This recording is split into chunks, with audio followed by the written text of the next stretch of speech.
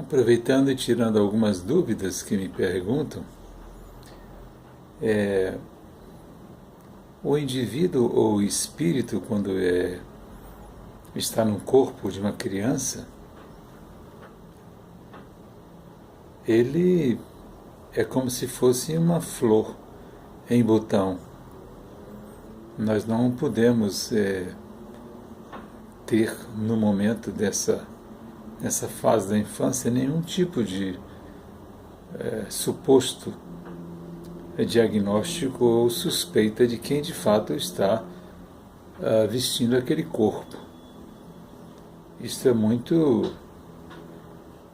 difícil. A gente pode ter alguns sintomas, alguns traços de personalidade, alguns traços de caráter, dizer, por exemplo, ou afirmar, por exemplo, que ele tem um certo traço de cinismo, um certo traço de frieza, mas não é suficiente para que a gente possa ter, de fato, uma fotografia, entre aspas, de quem está vestindo aquele corpo. Isso somente se sucede, normalmente, quando o indivíduo alcança, existe uma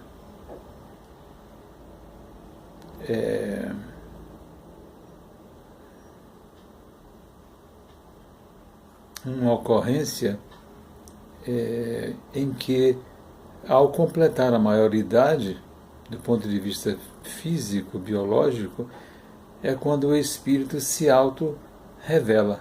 É quando você começa a ver de fato quem é que está vestindo aquele corpo. Né? O que eu queria falar é que existia aí uma intencionalidade. Então você só sabe de fato quem é o espírito que está investido daquele corpo, no corpo, quando quando atinge a maioridade. Isso é uma espécie de abre aspas, de uma coincidência. É quando o espírito diz, olha, eu sou esse aqui. Se vocês lembram de mim, eu sou esse aqui, eu sou fulano de tal. Então há essa feliz ou infeliz coincidência, é quando ele desabrocha, quando ele atinge a maioridade do ponto de vista civil, do ponto de vista corpóreo aqui, para nós que vivemos na Terra. Então até lá todos os espíritos se manifestam na sua infância, na sua juventude. Alguns já apresentam alguns sinais bem fortes, né, de questões de resgate kármico, através da apresentação de adoecimentos graves. Alguns já trazem problemas congênitos, mas eu estou me referindo aqui do ponto de vista de caráter. Do ponto de vista de caráter, ele só realmente se auto-revela, veja o que eu disse, se auto-revela, né, quando acontece a maioridade. Então a gente fica às vezes assustado quando vê determinadas atitudes de filhos que matam pais, né? Isso está mais do que nunca comum. Parece que semana passada houve uma mãe matou a filha que estava grávida e matou o neto também, né? E aí alguém diz, puxa, meu Deus, o que é que está vendo no mundo? Nada, nada, nada. Sempre foi assim. Sempre foi assim. São espíritos vingativos, que embora tenham aceitado receber o filho para amar, para cuidar, ele termina por cometer o ato de vingança, e mata o próprio filho. Então são esses joguetes, entre aspas, são esses teatrinhos que acontecem na vida real e que a gente ainda fica muitas vezes em estado de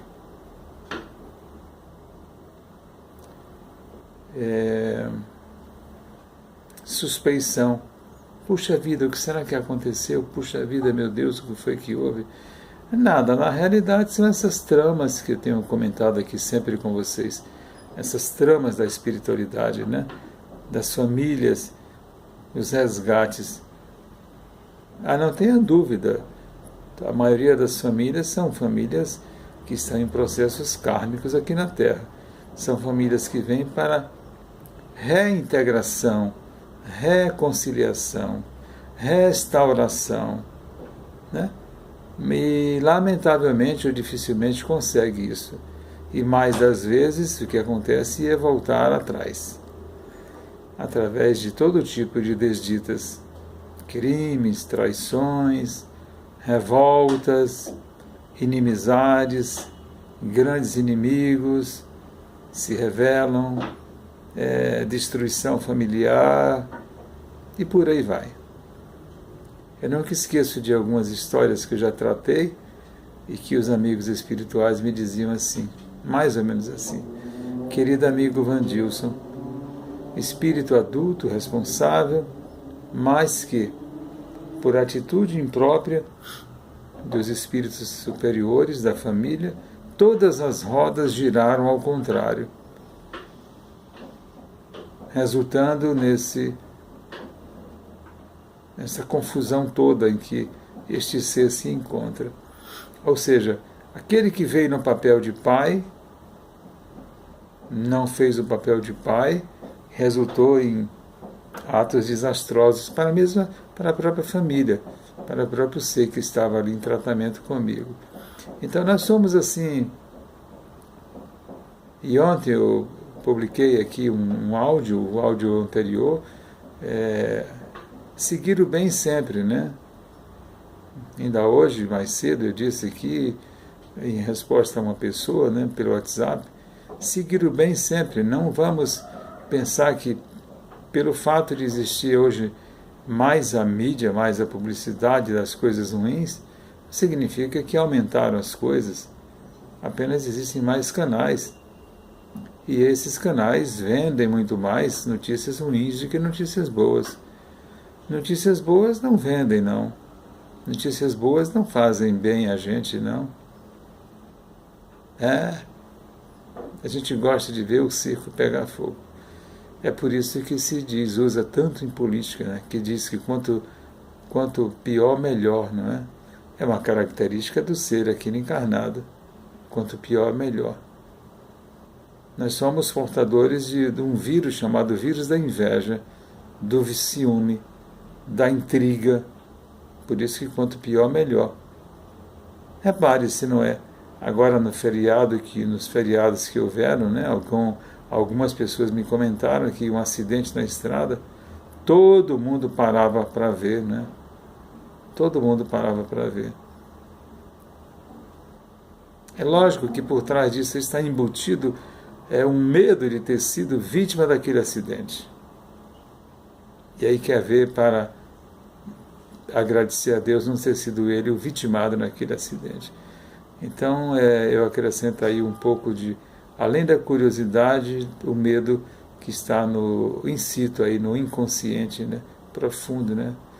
A pessoa quando olha o acidente assim na estrada e vê pedaço de gente para todo lado, diz, ai meu Deus, né, ainda bem que não é comigo, nem com ninguém da minha família, né?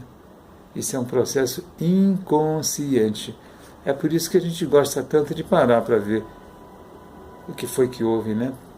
E para depois agradecer a Deus que não foi conosco. Mas se você vê alguém na beira da estrada com um buquê de flores na mão, se você vê alguma coisa bonita, uma paisagem bonita na estrada, dificilmente as pessoas chamam atenção.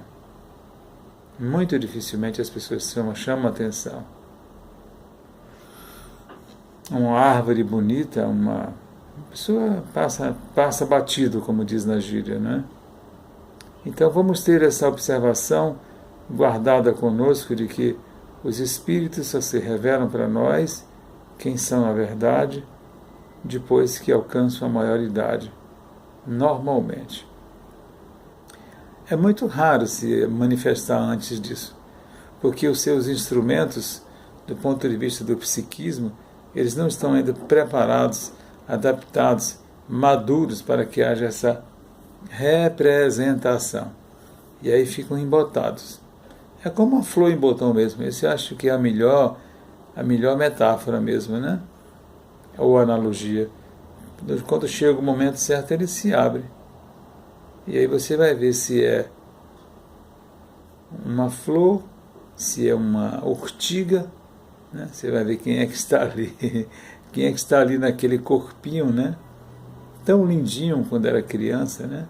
E quando cresce, mostra-se aquele ser que ruge, aquele ser feroz, aquele ser, né, hediondo, aquele ser hedonista, né, aquele ser egoísta, né? Então faz parte da lei da vida, faz parte das regras da vida, ficar bastante atento a isso, né? Toda criança é muito linda, espera crescer, para ver se essa beleza da alma continuará ou não. Eu acho que foi semana passada que eu publiquei aqui uma imagem que dizia que aquele que ama, ele vê com os olhos do coração e não com os olhos da cara. Os olhos da cara vê apenas o que é material, mas o coração vê tudo com muito amor. O coração vê tudo com muita alegria, com muita satisfação. Por isso é que Jesus nos alertou tanto. Verificai se os espíritos, se todos os espíritos são de Deus.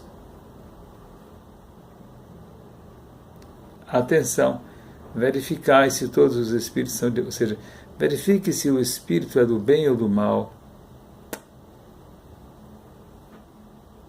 Nem todos que dizem Senhor, Senhor entrarão no reino dos céus. Ou seja, nem todos que dizem eu faço o bem faz de verdade.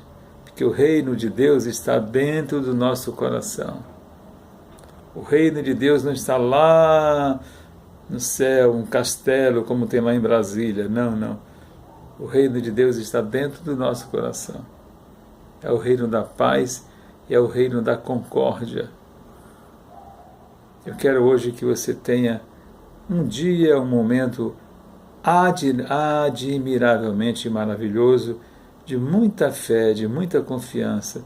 E mais uma vez eu lhe suplico, estude, comece a ler seus livros, que são tão importantes para que você pare de sofrer tanto com a ignorância.